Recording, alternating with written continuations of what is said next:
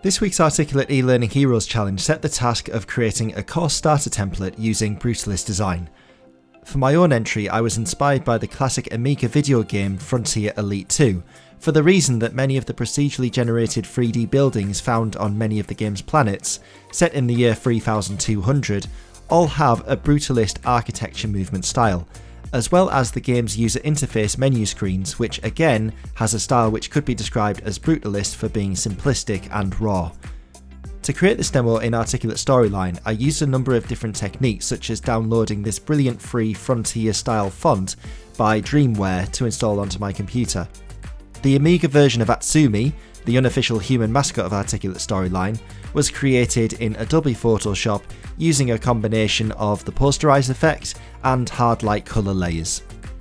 And I also replaced the mouse style displayed when interacting with the demo to a more chunkier Amiga style arrow by applying some CSS code entered into the story.html file after publishing.